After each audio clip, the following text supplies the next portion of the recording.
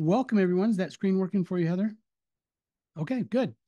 So when Heather asked about a good topic, and this was about a month ago or so, right after WPC, we thought, hey, let's take the best of what happened in Prague. So this is me. If you want to track me down, there's a link you can follow along the way. I try to keep the number of countries I visited and worked in, along with the number of certifications. So every time I get a new country, I have to get another certification. Trying to keep those matching. Been doing this for a while, and you might notice my picture is not the same. I have white hair now. This is my COVID hair. That's what happens when you get COVID. Actually, when I got COVID, my hair turned white. So let's get started. First off, what is WLPC? It's a conference, but the conference has been going 10 years now. We're going to have our 11th year coming up in February in Phoenix. It was a conference that I designed in the beginning to be something that I personally wanted to attend.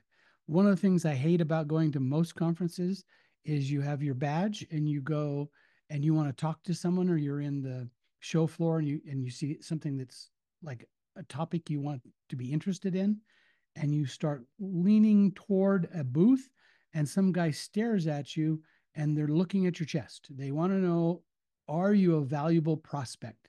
Should they talk to you based on your title, your company, whether or not they could sell something to you? I didn't like being at a conference where I was what was being sold. I wanted to just go and hang out with friends.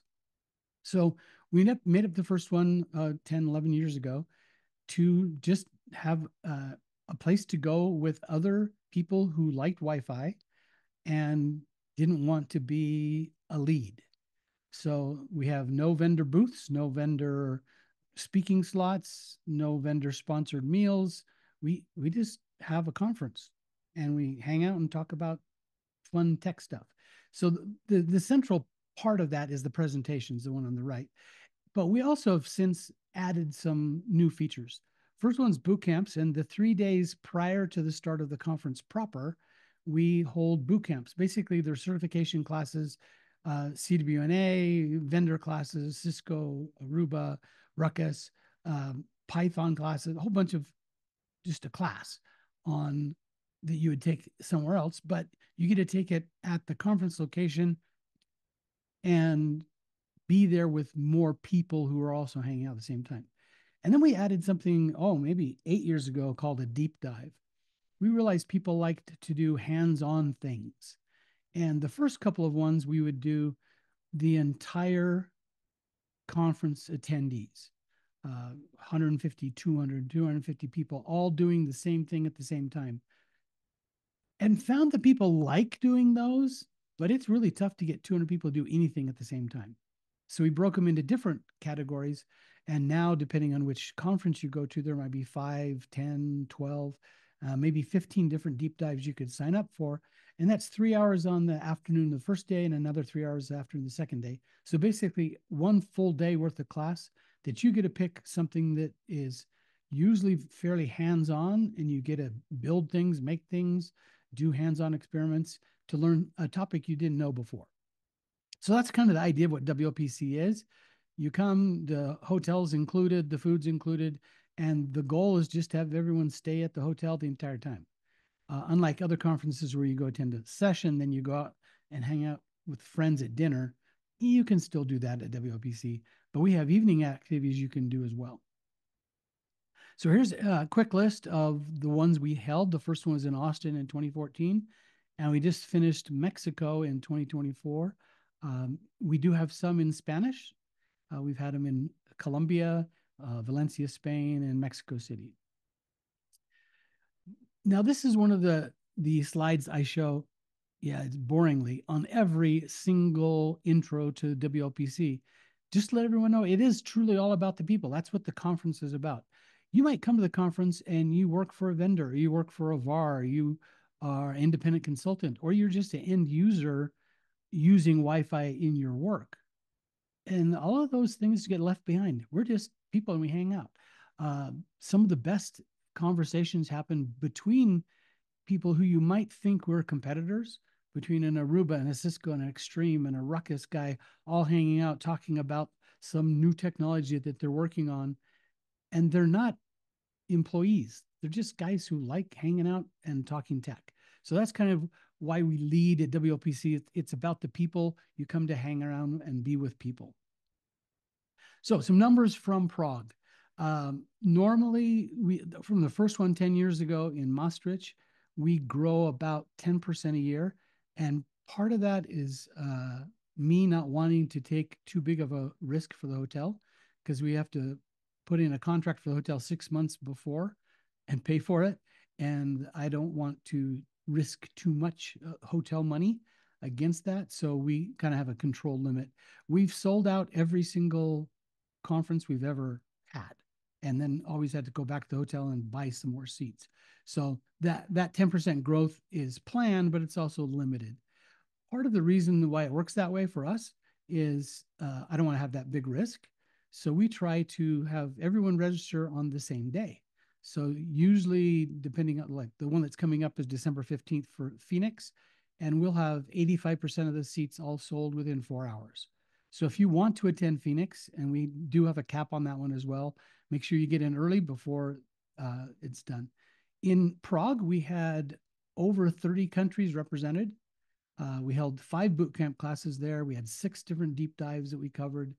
Um, about a quarter of the people in EU attend a boot camp. In the US, it's close to 40% attend a boot camp.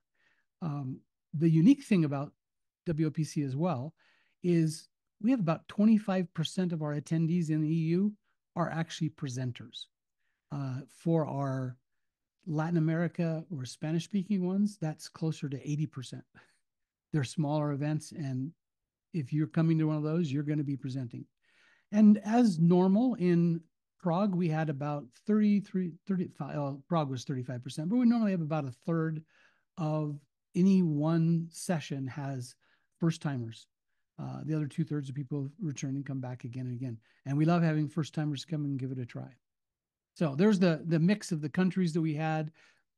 Some countries only sent one, like Estonia or Australia came all the way, but we had them from a wide variety of countries.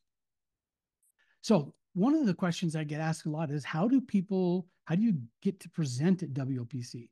So I thought before we get to the highlights of Prague, we can go through this. And the process is we have a call for presentations. We send out to our mailing list. We have 12, 13,000 people on our mailing list and say, would you like to present? We collect those presentation submissions, turn them into a survey. We send the survey out to that same list and say, if you're coming to the conference, or you're planning on coming, you want to come, vote on these presentation ideas. I don't want to personally, or even with my little committee of people who help me with this, make those decisions. I would like the audience to help choose. So the audience chooses and votes. We take the vote tallies. We show the ones that have the most amount of votes get the most amount of time. And that's how it works. So if you want to present, you would put forth your presentation and it would get voted on. Don't feel bad if yours doesn't get voted on. Only about half of the EU ones that are submitted have a chance to get a speaking slot. For the US one, because we have so many more, it's probably about a third. So 2/3 don't make it in. For Prague, we had 85 submissions, 550 votes. We ended up with 10 30-minute talks, 13 20-minute talks, and then 20 10 talks. And so you can total that up about 43 presentations we had available out of the 85 that were submitted. And this is me admitting something that I have to admit every single year, from the very first one in Maastricht to this last one in Prague. Being a US citizen and growing up here and being around people in the US. Now I've traveled around the world, 115 countries so far. I've worked and designed Wi-Fi in all of those. I get stuck in this mindset that because most of the vendors are out of the US, most of the technical skill set is in the US, and I'm proven wrong every single time. Whether it's in Medellin, Colombia, or in Prague, wherever I am in the world, when we have a WLPC, I'm amazed, astonished, and quite pleased at the level of technical competence that is shown. So one of the things that Seven Signal did to push this webinar was one of the quotes I said, this was the most technically advanced WLPC in the last 10 years. In Prague, we had some of the best technical sessions around, and they were by Europeans. So I'm admitting I had a US centric bias, and I'm glad to say I was wrong. I continue to be wrong. There is some great technical content that comes out of Europe. So of the 43 presentations, part of our charter, what we try to do, WLPC, is to spread the knowledge around. So all of those sessions that were allowed to be publicly sent. There was 2 this year that they didn't allow, that for whatever reason, the presenters didn't have permission to share it publicly, but all the other ones are available. They're for free. You can go and get them on our YouTube channel. That's part of the purpose of a WLPC, is to, one, share the knowledge with people who are in attendance, and we find that has that people thing and everyone's excited. But we also want to share it to everyone else who wants to learn, and that's, we have our YouTube channel. So here's my top 10 list in no particular order. Well, there is an order, but you don't need to know what the order was. It was the ones that have had a high number of downloads and the ones that I remember off the top of my head. The first one was OFDMA by Peter McKenzie. This was a follow-up from one he did a few years ago, where he was testing OFDMA against OFDM to see, was there a difference? And one of the reasons I like this, in fact, I like his topic so much, I scheduled and recorded a podcast interview and talking about, getting more in depth about this process. The beauty of this one was, and I'll just give a quick recap here. If you want to watch it yourself, you can go to the YouTube channel and look up Peter McKenzie, and you can watch the entire thing. He did testing to see, is OFDMA causing enough difference to justify it? So he tested without, tested it with, and then he shared with us the results of his data.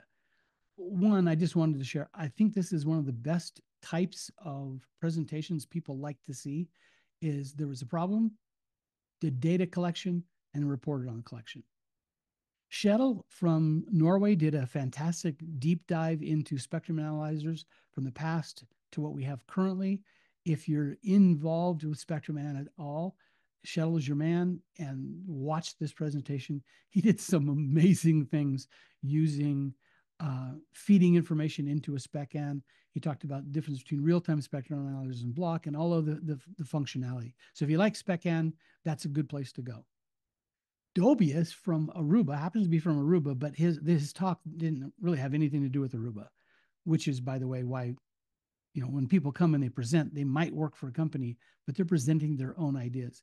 This was about MC and AZ, or AZ for you folks, about how we're getting closer and closer to the holy grail of Wi-Fi only location tracking. Now, I've been in this space for 25 years trying to do Wi-Fi for location tracking.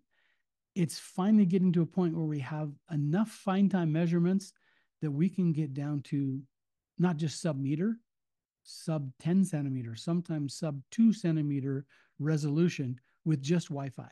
And so he went into the details of MC and AZ about this. And if you're into that at all, learn about it. And he has, one of the nice things about what Dobius did was, in his slide deck, he added all the links to the reports and the data that was supporting his show. Now, Jim Palmer did an MLO. And again, another one of the reasons I ranked these high is he did data collection. And what he showed was MLO doesn't really speed up. I'm just going to give you his conclusion, and then you can go watch the rest of it for the detail. MLO doesn't necessarily speed up aggregate throughput, but what it does do is, when it's working properly, MLO gives you consistent throughput. And that's a fairly important piece of information. People are out there selling it. Oh yeah, you turn on MLO and you're going to get all these benefits. Yeah, probably not in aggregate throughput, but in stability and consistency, it will be very helpful. UC showed with his Hamina software, and again, he's from Hamina, but he showed you could do live data collection. So we've been doing, and I've been teaching people for more than 2 decades, how to go and validate Wi-Fi using tools to walk around and collect data. He showed that he has the ability with APIs to talk to a client, talk to a um, network and have the network itself report back what it sees, AP to AP, and then pull that into Hamina and show heat maps, including wall attenuation, without going on site. Again, groundbreaking stuff, very fun to watch. Carson did his WPA3 192-bit mode. Again, this is one you just need to go watch. If you're interested in the security and the level and what 192-bit means in your environment, go watch his show. Ben and the new iPhone, if you're supporting iPhones or you have an iPhone, he shows some amazing detail that you can get from the iPhone itself that's self-reporting on how it's doing and why it's making the decisions it makes. So if you have to support Apple at all, go watch Ben Toner's. Mark Houts used some data collected with Fernay and Mark and some others showing NetAlly, Hamina, Cytos, and Ekahau all doing the same surveys on the same location on the same day on the same walking path and showing and comparing the results. This wasn't a who did it better. This was just showing it doesn't. Now I might lose my status somehow by saying this, but it shows all of the tools work. They all collect data. They all show it on the screen. You can do your data analysis from any of the tools. It was nice to see that it was a multi-vendor presentation. So thanks to Mark for pulling that off. Nick from Cisco talked about some of the things from Wi-Fi 7. And part of what I liked about Nick is he had access to tons of data that was collected in the Meraki cloud to show how Wi-Fi 7 is actually working and the data set that's there. Again, I'm just giving you some highlights. Go watch the actual videos. And the last one on this top 10 is from Fernay, talking about PSCs. When he first presented this and he said, yeah, Keith, should I do a PSC talk? I'm like, everybody knows what PSCs are. I learned so much from his talk, things that I thought I knew about PSCs, preferred scanning channels, that he figured some stuff out, talked to some people, and shared it with us. So if you're interested in any of those things going on in 6 gig, that's where to go. So there was my quick top 10. Here's what I would like to talk about just for a second. If you want to make a great technical presentation, first on the process side, find a problem, figure out a way to test it, use the scientific method, hypothesis, experiment, collect data, analyze the results, and you'll end up with a conclusion. When you present, do not present them in that order. Change the order. You'll have a minimal introduction about why you set it up, a paragraph maybe, and then jump straight into your conclusion. Hopefully your conclusion is supported. If it's not supported, then obviously why are you doing this? But you give the conclusion, the audience will sit back and go, wow, I didn't know that. Tell me more. And then you share the data you collected. If you have time, you may show the process of how you collected the data. Sometimes people care about that. It might not need to be in your presentation, depending on the time slot you got. If you only have a 10 talk, you don't have time to get into that detail, but still cover the conclusion, cover the data that you use to get that conclusion. And then this one, practice, practice, practice, practice. If you have a 10 talk, you should be able to give it 9 minutes and 58 seconds consistently. You have it down. Now, one of the things we do in WLPC that's changed over the years, we used to have Q&As. In fact, for a while, we had this pink box that had a microphone inside of it, and we'd throw it around the conference to whoever had the question. We'd throw it in between each other. But we stopped doing Q&As for a couple of reasons. One is it was a pain moving microphones around. But two, we found over 80, closer to 90% of all the questions weren't actually questions. They were statements. Someone would make a statement, da, da, da, da, da, and then turn to the presenter and say, what do you think? That's just you trying to take time of the audience for you to talk. So we try to not allow questions at WLPC for that reason. But that doesn't mean you as the presenter can't answer all the questions. If you've practiced and you've given your presentation multiple times to multiple audiences where you've practiced against them, They will have questions. And if they have questions during your practice session, put the answer back into your presentation. So if you're well prepared, your presentation should automatically answer the questions that people would normally have. Now, out of the 43 presentations, I gave you the top 10. Well, here's my second honorable mentions. And I'm not going to be as detailed on these, but I just wanted you to think about some of the topics that are here, and if whether or not they excite you, they give you an idea, you might want to go look at them. So Dr. Srikanth did one. He came up to me and said, I have a presentation on Wi-Fi 8. Do you think you can fit me in? And we gave him a 10 talk right at that point. So if you've been thinking about Wi-Fi 8, Dr. Srikanth's got some Wi-Fi 8 information that's coming down the pike that's very valuable to you. Some technical things like leaky cables from Jan, or nerding out on heat maps from Joel, or how the roam actually happens from Hans. These are very technical presentations.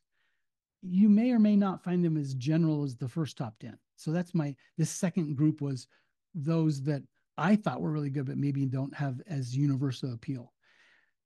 Dorothy Stanley, also from Aruba, also talked about location and ranging, but her background, she's been on IEEE committees and actually leading them for a decade or more, and brings a different voice. Dobius is from the SE team at Aruba. Dorothy's coming from more of the standards side. And if you want to kind of get a feel for how the standards work, why we're finally getting to location, listen to Dorothy's presentation. It's pretty good there. And one that I thought was really good enough that was something I liked. I scheduled time with Connor Burke and did a follow-up on the Heavy Wireless podcast about client AP mismatch.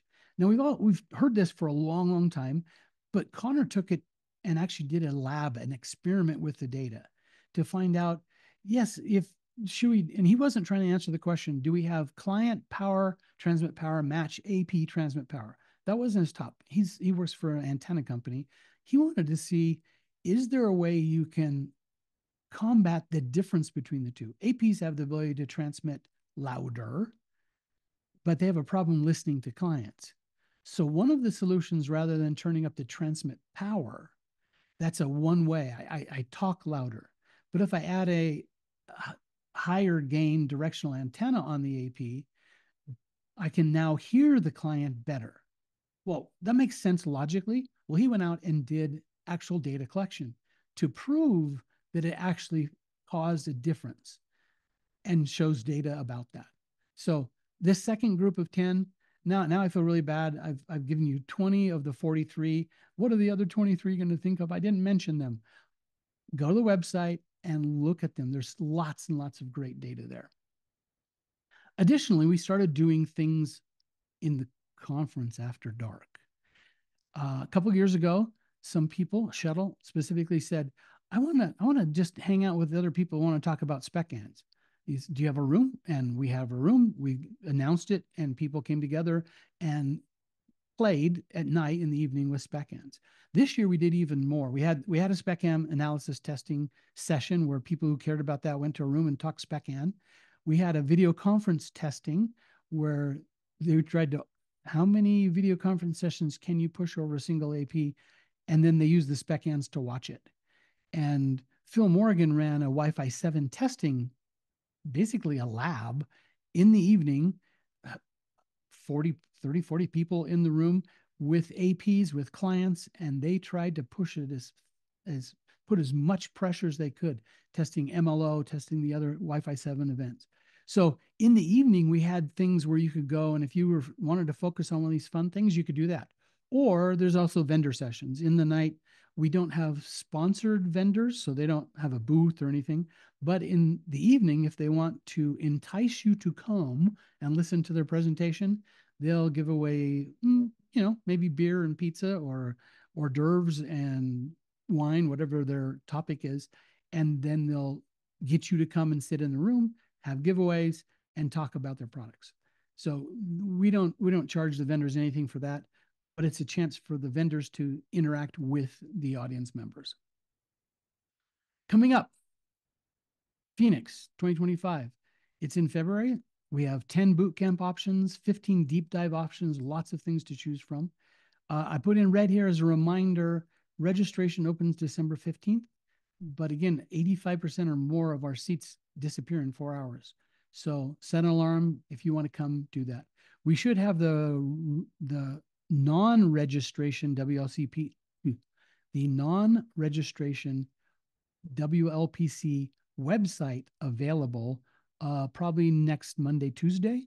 Um, so you could go and see what's available, get your ideas of what you want to watch, which deep dive you want to choose. And then about 2 weeks later, on the 15th, you'll actually get a register. For this one, we had over 111 submissions, 700 votes on it. And there's a list there of the different types of talks and how many of the different talks we have.